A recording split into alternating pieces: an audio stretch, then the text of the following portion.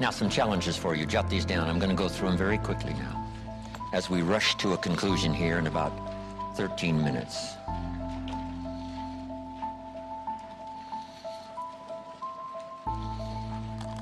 Here they are. You're going to have to write fast now. Here's number one. Review your performance, whether it's communication or whether it's activity or whether it's a CEO or whether it's on the job. Here's what my father said, a seminar in a sentence. I wish he was here to give it, but since he's not here, in his honor, I will give his seminar in a sentence. Here it is. Always do more than you get paid for to make an investment in your future.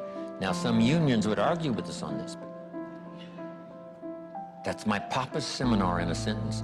Always do more than you get paid for to make an investment in your future.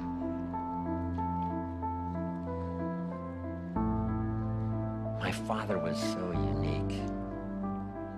Papa said if it's raining, you can't fix the roof. If it isn't raining, it doesn't need to be fixed.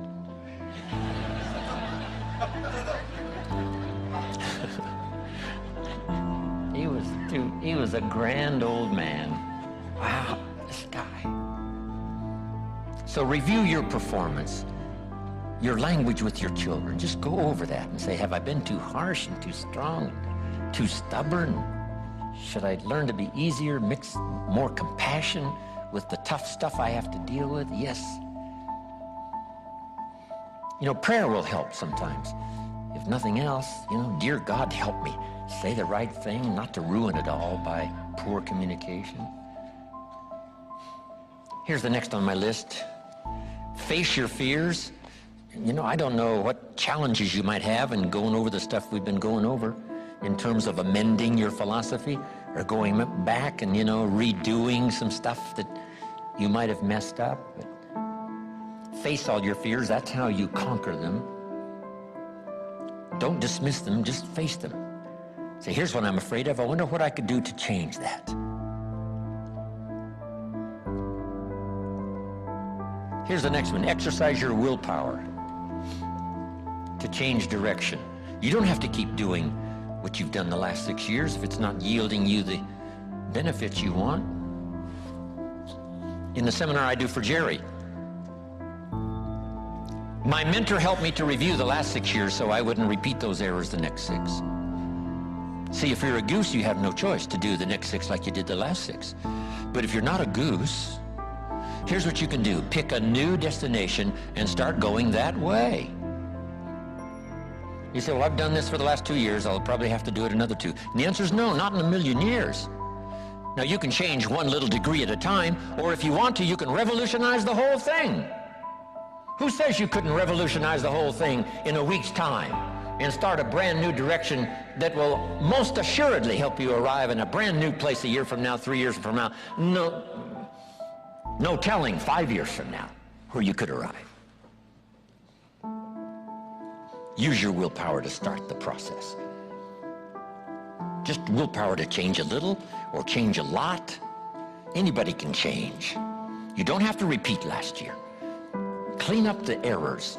Invest it now in the next year. Watch it make the difference. Here's the next one that's important. Parents have to do it. We ask our kids to do it, but we've got to do it. Admit your mistakes. Sometimes you have to admit them to others. Here's some of the best words in the English language. I'm sorry. The reason why those are good words is because it could start a whole new relationship. It could start 2 people going in a whole new direction. I'm sorry. Simple, easy, not easy, but if you get this done, the turnaround can be dramatic. The early years can be big in payoff. And here's the big one. Admit your mistakes to yourself. You don't have to babble about them to everybody in the neighborhood. But it doesn't hurt to sit down and have a conversation with yourself and say, there's no use kidding myself. Here's where I really am. I've got pennies in my pocket and I got nothing in the bank. That's what I said after the Girl Scout left my door. I had a conversation with myself. And I said, I don't want this to happen anymore. Next, refine your goals. I don't know what ambitions you've had up until now, but this weekend would be a good time to start the process. We're going to talk about our goals workshop before our session is over this weekend. Maybe that will help stimulate you to set some higher goals, reach for some higher purpose, go for something beyond what you thought you could do. By the time this weekend's over, you might double, triple, quadruple the amount of goals, purpose, all the things you think you can accomplish. You could multiply that by 10 by the time we finish here on Sunday. Here's the next one, believe in yourself.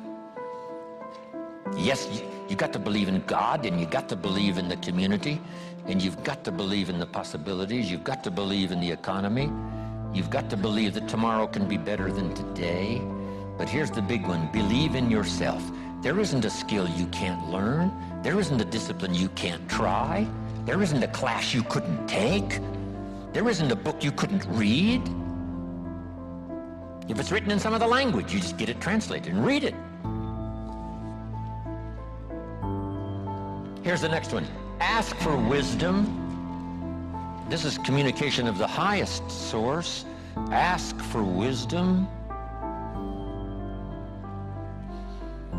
Ask for wisdom that creates answers.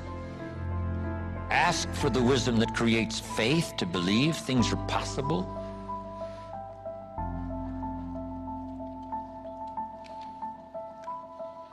In King Solomon's day, there was the dilemma of two mothers who claimed the same baby.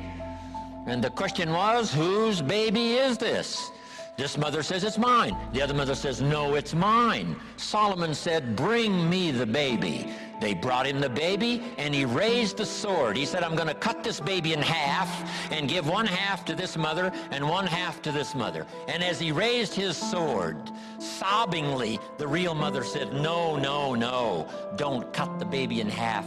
Give it to her, who was not the real mother. Solomon says, now I know who's the real mother. See, that is so wise. And the moment was such drama. But Solomon, the wisest of the wise, knew what to do to settle the deal. Ask for wisdom to deal with the challenges of today and tomorrow, to deal with the challenges your family brings you. Don't wish it was easier, wish you were better. Here's the next one, conserve your time. I must learn to do this. How much time have I got left? Not an unlimited supply. How many of these weekends can I do? Not 1,000, just a few, maybe a handful. Sometimes we get faked out. Bill Bailey says, the average person says, I got 20 more years. No, Bill says you got 20 more times. If you go fishing once a year, you've only got 20 more times to go fishing. Not 20 years. That fakes you out. I got 20 years. No, 20 times. See, that brings it right down to the real stuff. 20 times. How many more seminars like this? Not 1,000, a few, just a few. So would I mumble and stumble? Would I give you less than my best when I've only got a few more to give? And the answer is no, of course not. If you're a person of some dignity and quality, you wouldn't let that happen. Next, invest your profits. We're going to talk now about this before the weekend is over on financial independence. And I'm going to give you some excellent advice. Here was one of the philosophies Mr. Schoaf gave me, along with Mary Kay. Here's what he said. Profits are better than wages. Wages make you a living. Profits make you a fortune. Mary Kay and I went for that. Wow. Could we start earning profits while we're making a living? The answer is yes. I went berserk. Here's one now. Protect your family. These are troublesome times. Not that they haven't been troublesome times for 6,000 years. At school, troublesome times. I know a wonderful mother and a wonderful father who had two boys. In school, they went two different directions, and one became a model citizen and the other one went to jail. Wow.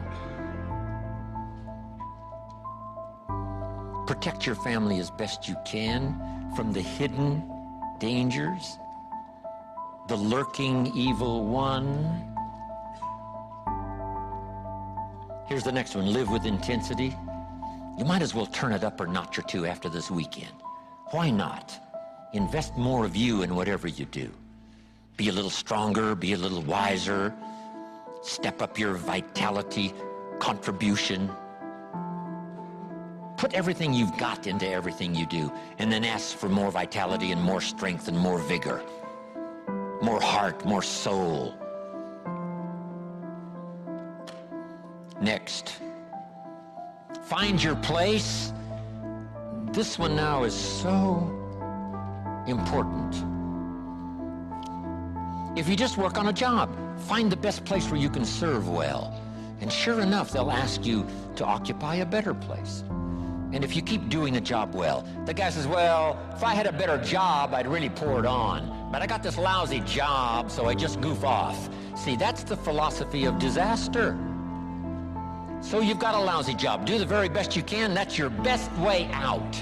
Is not to do less than you could, but to do the best you can. With that philosophy, your life can take great leaps forward. Here's a Bible phrase that says, if you work on your gifts, they will make room for you. They'll make a place for you. Here's the next one. Demand integrity from yourself. You can't demand integrity from someone else. Integrity is like loyalty. You can't demand it of someone else. You can only demand it of yourself. Be the best example of loyalty, and you'll get some loyal followers. Be the best example of integrity, and you'll have people surround you that have integrity. Lead the way. Next, welcome the disciplines. Can't give you much better advice than that, because disciplines create the reality. Disciplines build bridges, build cities. Disciplines, a well-disciplined activity creates abundance, creates uniqueness, productivity. Next, fight for what's right. It's a fight we're in. The storyteller says, and there was great war in heaven. Wow, you mean way back there? Yes. 1/3 of the angels conspired. I asked Bill Bailey, how long do you suppose it took 1/3 of these angels to get together? Did they conduct meetings? I don't know. Bailey says the storyteller doesn't say. I said, then we're supposed to use our imagination. I don't know. It does say finally the great war occurred, and the 2/3 prevailed and the 1/3 lost. One of the writers of later scripture, here's what he said: I fought a good fight. See, that's extraordinary to be able to say. I fought for my kids, and I fought for what was right, and I fought for my good health, and I fought to protect my company, and I fought for a good career that would bless my family. I fought a good fight. It's good to fight. The encroachment. Opposites are in conflict, and we're in the middle. And if you want something valuable, you got to fight for it.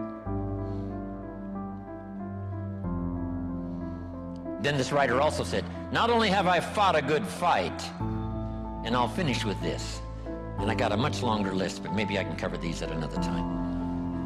He said, I fought a good fight, and I kept the faith. See, that's the deal. Keep faith with your family. Fight like crazy and keep faith. Fight the enemy and keep faith. Fight illness and keep faith. Fight the evil and keep faith. I can't give you much better advice. So thank you very much for your attention. I appreciate it.